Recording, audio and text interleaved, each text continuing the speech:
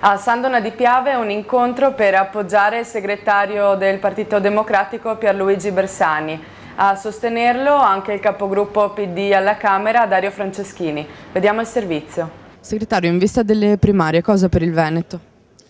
Ma innanzitutto sarà una bellissima giornata di grande partecipazione di tanta gente. Il PD ha scelto di chiedere agli elettori qual è il candidato da indicare per la carica di Presidente del Consiglio.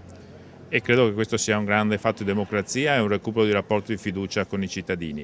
Poi noi abbiamo bisogno di vincere le elezioni perché questo Veneto deve cambiare, non è più possibile andare avanti così con una regione che alla fine anche sulla questione delle province non ha fatto altro che fotografare la situazione, ha detto siamo in 7, rimaniamo in 7 e invece il Veneto ha bisogno di innovazione, ha bisogno di costruire le città metropolitane, ha bisogno di sviluppo, ha bisogno soprattutto di lavoro. Ecco, credo che queste siano le cose importanti che noi dobbiamo fare per il Veneto e il Partito Democratico da questo punto di vista ha tutte le carte in regola per governare il Paese nel 2013. Cos'è ciò che vi distingue di più dagli altri candidati?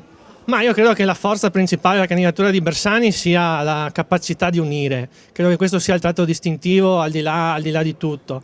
Dopodiché a me piace sottolineare il fatto che queste primarie alla fine abbiamo fatto bene a farle e lo stiamo vedendo durante le iniziative piuttosto che con i banchetti che facciamo al mercato. La gente si avvicina e questo credo che sia il nostro contributo per dare un segnale verso quel problema che di fatto abbiamo tutti del distacco dei cittadini dalla politica e dalle istituzioni.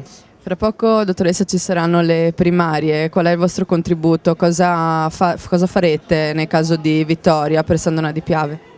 Beh, nel caso di vittoria, insomma, le idee un po' le abbiamo già dette, quindi cercheremo di incrementare quello che è il valore dell'aspetto sociale, dell'aspetto anche ricreativo della città, quindi la messa in rete fondamentalmente di tutte quelle che sono le realtà sociali, le realtà produttive, quindi un'amministrazione che si occupi molto di curare anche le relazioni, oltre che gli investimenti materiali che andranno fatte e che cerchi di avviare una collaborazione solida proprio con il mondo privato, questo senza però togliere quello che è il beneficio e quello che è il ruolo importantissimo logicamente del pubblico. Oggi ha dichiarato la necessità di una legge elettorale nuova, qualcosa in merito?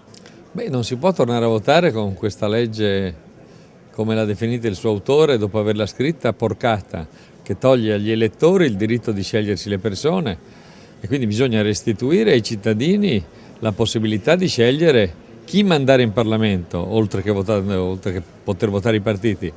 Soprattutto serve una legge elettorale che garantisca la governabilità, che la sera delle elezioni si sappia chi ha vinto e chi governerà il Paese, non condannarlo all'instabilità perenne. Qual è il suo contributo qui oggi? Beh, stiamo girando per le primarie per sostenere le ragioni per cui votare Bersani. Le primarie sono una grande prova di apertura, di ascolto, di coinvolgimento delle persone per scegliere il leader che il centro-sinistra candiderà a guidare il Paese.